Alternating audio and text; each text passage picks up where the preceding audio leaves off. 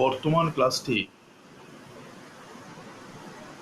Fourth semester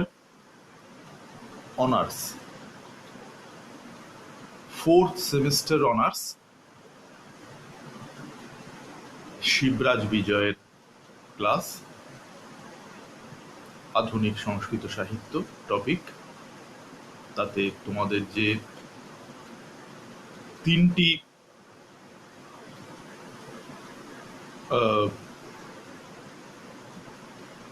topic পাঠ্য আছে, যে তিনটি অংশ তোমাদের পাঠ্য আছে: শিবরাজ বিজয়, ভারত বিবেক এবং চিপিটক চর্ব। অম্বিকা দত্ত ব্যাস, যতীন্দ্র বিমল চৌধুরী এবং শ্রীজীব ন্যায়তীর্থ। তো আমরা আগের ক্লাসে শিবরাজ বিজয়ের যে অংশ পড়েছিলাম, সেখানে আমরা দেখেছি যে একজন মহামুনি পর্বত শিখর থেকে নেমে আসলেন, যিনি ঠিক কবে সমাধিমগ্ন হয়েছেন কেউ তা জানে না, এবং তার সঠিক পরিচয়ও কেউ জানে না। তার এক এক নাম প্রচলিত। কারো কাছে তিনি লোমশ, কারো কাছে তিনি কপিল, কারো কাছে তিনি জৈগীসব্য, আবার কারো কাছে তিনি মার্কণ্ডেয়। তো সেই ঋষি যে সে ঋষি নন, প্রথমত তার সাধনার স্প্যান দেখে, সময়কাল দেখে বোঝা যায় যে কোন সময় থেকে তিনি সাধনায় রয়েছেন তা কেউ জানে না। মানে সুপ্রাচীন, অতি প্রাচীন ঋষি। এবং আর একটা তথ্য আমরা পেয়েছি যে গ্রামের যারা মোড়ল, গ্রামের যারা মুখ্য এবং অন্যান্য গ্রামবাসী সবাই সেই পর্বত কন্দরের সামনে গিয়ে তার স্তুতি করে, ভজনা করে, পুজো করে। অর্থাৎ তিনি সবার কাছেই খুব পূজ্য, প্রণম্য এক ব্যক্তি। সেই মহামুনি গৌরসিংহ এবং শ্যামসিংহ যখন নিজেদের মধ্যে পারস্পরিক আলাপে রত, সেই সময় সমাধি ভঙ্গ হয় তার, এবং তিনি সমাধি ভঙ্গের পর তার সেই পর্বতের গুহা থেকে বেরিয়ে এসে নিচের দিকে নেমে আসেন। এবং আমরা শেষ যেখানে ছিলাম, যে আমরা দেখতে পাই যে গৌরবটু এবং শ্যামবটু তাকে দেখতে পায়। এরপর আজকের যে পড়া, সেখান থেকে আমরা দেখতে পাই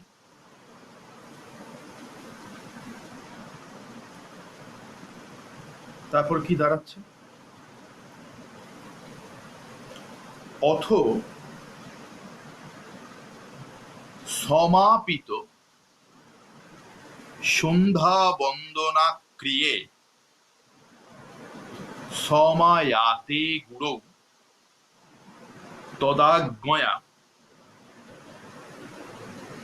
নিত্য নিয়ম সম্পাদনায় প্রয়াতে গৌরবটৌ। এরপর আমরা দেখি যে অথ, এরপর, তারপর সমাপিত সন্ধ্যা বন্দনা ক্রিয়ে। এদিকে আশ্রমের যিনি আচার্য, গৌরবটু এবং শ্যামবটুর যিনি আচার্য গুরু, তিনি তো তরাগ তটে, নদী তটে সন্ধ্যাহ্নিক করছিলেন। তো সন্ধ্যাহ্নিকও ইতিমধ্যে তার সমাপ্ত হয়েছে, তিনিও আশ্রমে ফিরে এসেছেন। তাই বলছে অথ এরপর সমাপিত সন্ধ্যা বন্দনা ক্রিয়ে, সন্ধ্যা বন্দনা যখন সমাপ্ত হলো, সন্ধ্যা বন্দনা সেরে সমায়াতে ফিরে এলেন কে? গুরু।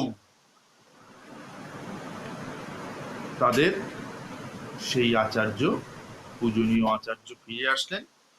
তদাজ্ঞয়া এবং তার আদেশে নিত্য নিয়ম সম্পাদনায় প্রয়াতে গৌরবট।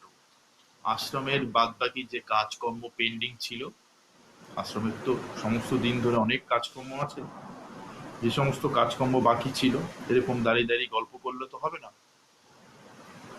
সেই সমস্ত কর্মগুলো সম্পাদনের আদেশ দিলেন আচার্যদেব। গৌরবটু, যে তুমি দাঁড়িয়ে থেকো না, চলে যাও, তুমি যাও, গিয়ে কাজকর্ম করতে লাগো, বুঝতে লাগো সবকিছু। তো ভালো কথা।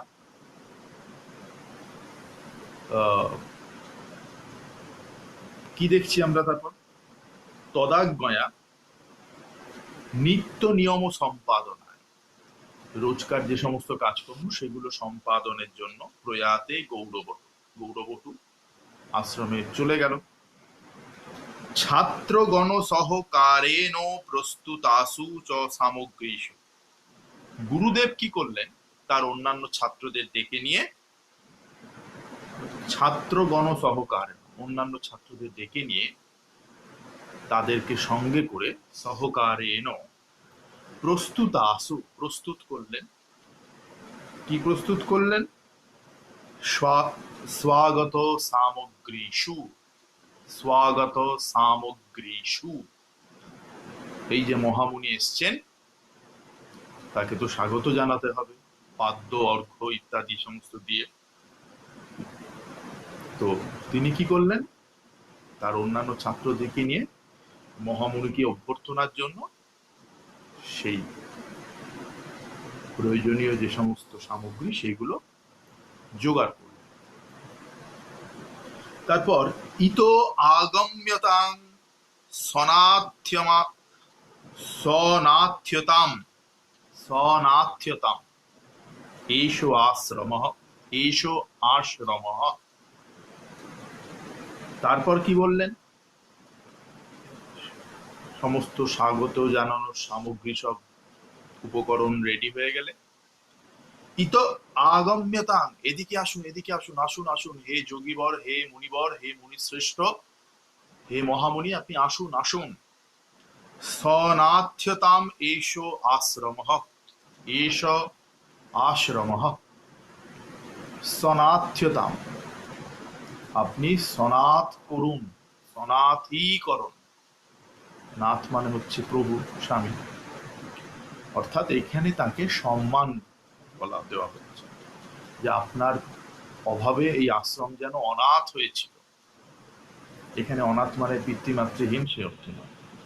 নাথ মানে হচ্ছে এখানে প্রভু, পরম কোনো কেউ। তা বলছি যে আপনার আগমনে এই আশ্রম সনাথ হল, অর্থাৎ আপনি এই আশ্রমকে, আশ্রমে আসুন। ইত আগম্যতাং সনাথ্যতাম, আপনি সনাথ করুন, নাথ যুক্ত করুন। এসো আশ্রমঃ, এই আশ্রমকে। ইতি, এই কথা বলে সব প্রমাণ অধিগম্য, তাকে কি করলেন? নমস্কার করে, তারপর কি করলেন? বদৎসু, অনুরোধ করলেন। আর যোগীরাজ তখন কি করলেন? তাহলে দেখো এখানে একটা আমরা বিশেষণ পাচ্ছি, যোগীরাজ। যোগীদের যে রাজা তাকে বলা হচ্ছে যোগীরাজ। তার মানে সেই সাধু যে যোগের সর্বোচ্চ অবস্থায় ছিলেন সে কথা বলাই বাহুল্য। সেই সাধু যে যোগের সর্বোচ্চ অবস্থায় ছিলেন তার জন্য তার সঙ্গে রাজ কথাটা যুক্ত হয়েছে সম্মানার্থে, যোগীরাজ। সেই যোগীরাজ কি করলেন, আগত্যে আসলেন, এসে উপবিশস্য উপবেশন করলেন। আর কি করলেন, ওখানে একটা চ আছে, উপবিশক উপাবিশক চ, উপবেশ উপাবিশত চ, সন্ধি বিচ্ছেদ করলে উপাবিশত চ, আর সন্ধি বিচ্ছেদ করলে উপাবিশত, উপবেশন করলেন। এবং আর কি করলেন, তন্নির্দিষ্ট কাষ্ঠ সমীপম, কোথায় আরোহণ করলেন, তার জন্য যে কাঠের পিঁড়ি, কাঠের চৌকি বা কাঠের কিছু একটা রাখা হয়েছিল সেইখানে তিনি আরোহণ করলেন।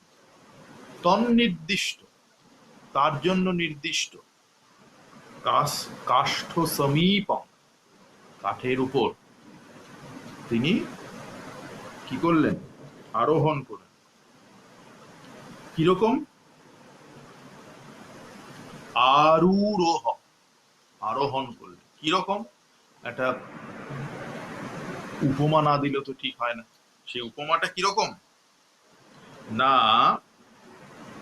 ভাস্বানিব উদয়গিরিম, ভাস্বানিব, ইব মত, সূর্যের মতো, ভাস্বানিব, ভাস্বানিব, সূর্যের মতো। কোথায়, উদয়গিরিম, উদয়াচলে। উদয়াচলে সূর্যের উত্থান যেরকম হয়, সূর্যের আরোহণ যেরকম হয় উদয়াচলে, ঠিক সেই রকম ভাবে তিনি আরোহণ করেন উদয়াচলে। আমরা যখন দেখি সূর্য যখন উদয় হচ্ছে, প্রথমে পূর্ব দিক লাল হয়, এই রক্তিমাভা হয়। এই রক্তিমাভা হচ্ছে অরুণের প্রকাশ, আমরা জানি সেটা। অরুণকে, অরুণ সূর্যের সারথি, গরুড়াগ্রজ। তাহলে এই যে সূর্যের উদয়ের আগে পূর্ব দিগন্ত এই যে রক্তিমাভা ধারণ করে, সেটা কিসের জন্য, অরুণের প্রকাশ। অরুণ রাঙা হয়ে ওঠে আকাশ, এবং তারপরে সূর্যদেব স্বমহিমায় আত্মপ্রকাশ করেন জগৎ কল্যাণের জন্য। তাহলে কি অসাধারণ সেই প্রকাশ ঘটে। রবীন্দ্রনাথ বলছেন, তোমার প্রকাশ হোক সূর্যের মতো হে নূতন, তোমার প্রকাশ হোক সূর্যের মতো, সূর্যের মতো প্রকাশ। এটা অদ্ভুত সেই প্রকাশ। তো এখানে অম্বিকা দত্ত সেই মহামুনির ওই, তাকে যে কাষ্ঠ নির্মিত পিঁড়ি বা চৌকি বা যে কোনো একটা কিছুই তাকে দেওয়া হয়েছিল যে আপনি এখানে উপবেশন করুন, সেইখানে যে তিনি তার জন্য নির্দিষ্ট সেই আসনে যে তিনি আরোহণ করলেন, আরূঢ়, এবং উপাবিশত, বসলেন, উপবেশন করলেন। অদ্ভুত সেই দৃশ্য। কিরকম না, দেখে মনে হচ্ছে যেন উদয়াচলে সূর্যের প্রকাশ ঘটল, যেন উদয়াচলে সূর্যের প্রকাশ ঘটল। তারপর কি বলছে, তসমিন পূজ্য মানে, সেই যোগীরাজ তারপর নানা রকম ভাবে তাকে পূজা করা হলো। তিনি পূজ্য ব্যক্তি, তার পূজা করাই হবে। কাষ্ঠে নির্মিত সেই আসনে বসিয়ে যোগীরাট উত্থিত ইতি আয়াত ইতি চ আকর্ণ। তারপর নানা দিক থেকে তারপর শব্দ শোনা গেল, চিৎকার কোলাহল শোনা গেল, কি আকর্ণ শুনতে পাওয়া গেল। যোগীরাট উত্থিত, ওরে যোগীরাজ উঠেছেন, যোগীরাজ উঠেছেন, তার সমাধি ভঙ্গ হয়েছে। আয়াত আয়াত, তিনি এসছেন, তিনি এসছেন, তিনি নেমেছেন পর্বত কন্দর থেকে, তিনি নেমেছেন, তিনি আমাদের মাঝে এসছেন, যোগীরাজ উত্থিত হয়েছেন। এরকম নানা রকম চিৎকার, নানা রকম কোলাহল, নানা রকম কথাবার্তা মানুষের মধ্যে শোনা গেল। খুব স্বাভাবিক, সে কবে তিনি ধ্যানমগ্ন হয়েছেন, সবাই তাকে প্রণাম করছে, পুজো করছে। এখন সেই যোগীরাজের ধ্যান ভঙ্গ হয়েছে, কি যাতা ব্যাপার। সুতরাং সাধারণের মধ্যে একটা শোরগোল পড়বেই। ইতি আকর্ণ, কর্ণ পরম্পরায়া, কানে কানে খবর রটে গেল। এসব খবর চাপা থাকে না, হাওয়ার মতো খবর ছড়িয়ে পড়ল দ্রুত থেকে দ্রুততর বেগে, যে যোগীরাজ উঠেছেন, যোগীরাজ এসছেন, তিনি এসছেন, তিনি উঠেছেন। যোগীরাজ উত্থিত আয়াত, তিনি এসছেন, উত্থিত উঠেছেন। এই আকর্ণ, কর্ণ পরম্পরা, এই কথা শুনে কিরম ভাবে, কর্ণ পরম্পরায়, কানে কানে, এক কান থেকে আরেক কান, আরেক কান থেকে আরেক কান, এগুলো সবার মধ্যে কথা ছড়িয়ে গেল। বহব জনা, প্রচুর মানুষ সেখানে চলে আসলো, বহু মানুষ। পরিতস্থিতা, চারদিকে ভরে গেল, চতুর্দিক সেই মানুষে পরিপূর্ণ হয়ে গেল। সুঘটিতং শরীরম, এবার অম্বিকা দত্ত বলছেন কেমন সেই যোগীরাজের চেহারা। তিনি তো অতি প্রাচীন একজন ঋষি, কেমন তার চেহারা, তার বর্ণনা দিচ্ছেন। কি সুঘটিতং শরীরম, শরীর একদম ওয়েল বিল্ট, সাংঘাতিক সুঠাম সুগঠিত শরীর তার। সান্দ্রাং জটাম, গভীর ঘন জটা, গভীর ঘন জটা। বিশাল, আচ্ছা, বিশালানি অঙ্গানি, বিশাল্যঙ্গানি, বিশালান্যঙ্গানি, বিশালানি অঙ্গানি, বিশালান্যঙ্গানি, বিশাল বড় বড় তার অঙ্গ, হাত পা সব একদম আর পাঁচজনের থেকে অনেক বড়। সুপ্রাচীন কালের তিনি ঋষি। অঙ্গার প্রতিমে নয়নে, তার দুই নয়ন কিরকম, অঙ্গার প্রতিমে, যেন জ্বলন্ত চোখ, দুই জ্বলন্ত কয়লা, সরি, তার দুই চোখ যেন জ্বলন্ত কয়লা, তার চোখ জ্বলন্ত, জ্বলছে কিসের মতো, আগুনের মতো। অঙ্গার প্রতিমে নয়নে, অঙ্গার প্রতিমে নয়নে। মধুরাং গভীরাং চ বাচং, এবং তার বাক্য হচ্ছে মধুর অথচ গম্ভীর, একদিকে মধুর আর একদিকে গম্ভীর। এই বাণীকে বর্ণয় অন্ত, এই বাণী দিয়ে তিনি বর্ণনা করছিলেন। তাতে কি হলো, চকিতা ইব সঞ্জাতা, সবাই অবাক হচ্ছিল তার এই গম্ভীর অথচ মধুর শব্দ শুনে, তার এই বিশাল অঙ্গসমূহ দেখে, অঙ্গারের মতো জ্বলন্ত চোখ দেখে, তার দৃঢ় শরীর দেখে, তার সেই ঘন সান্দ্র জটা দেখে সকলে বিস্মিত হল। তাহলে কি হলো, সেই পূজ্য যোগীরাজ যখন উত্থান করে আসলেন, সমস্ত কানে কানে, মুখে মুখে সব জায়গায় খবর উঠে গেল যে যোগীরাজ যোগ থেকে উঠেছেন, সমাধি থেকে উঠেছেন, তিনি এসেছেন। সবাই চতুর্দিকে পরিপূর্ণ হয়ে গেল, বহব জনা পরিত, সবাই চতুর্দিকে ঘিরে তাকে ধরল। তার শরীর হচ্ছে সুগঠিত, কঠিন শরীর, ঘন জটা, অঙ্গ প্রত্যঙ্গ সব বড় বড়, অঙ্গার প্রতিমে নয়নে, আগুনের মতো চোখ, জ্বলন্ত অঙ্গার, এবং মধুরাং গভীরাং চ বাক। বাক্য যেন একদিকে মধুর আর একদিকে গম্ভীর। তার সেই বাক্য শুনে চকিতাইব সঞ্জাতা, সবাই চকিত হয়ে গেল, অবাক হয়ে গেল, অবাক দৃষ্টিতে সেই যোগীরাজের দিকে, সেই মহামুনির দিকে অবাক দৃষ্টিতে চেয়ে রইল। তাহলে আমরা দেখলাম যে মহামুনি আশ্রমে আসলেন এবং আশ্রমের আচার্যদেবও ঠিক তখনই সন্ধ্যান্নিক সেরে নদী তট থেকে ফিরে আসলেন। ফিরে এসে তিনি গৌরবটুকে বললেন যে তুমি তোমার কাজে যাও, অন্যান্য নিত্য নৈমিত্তিক কাজগুলো আশ্রমে গিয়ে সমাধা করো বলে তিনি অন্য ছাত্রদের সঙ্গে নিয়ে সবকিছু প্রস্তুত করলেন। প্রস্তুত করে তাকে বললেন যে আপনি এবার আসুন।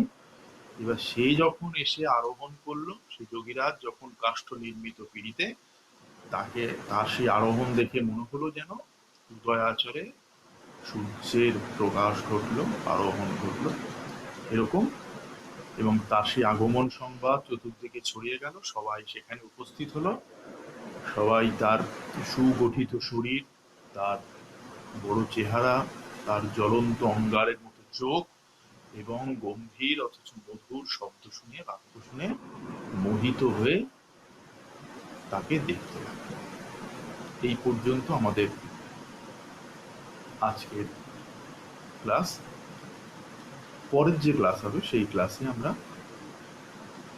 এরপরে দেখব যে কি হলো। পরের ক্লাসে আবার দেখা হবে।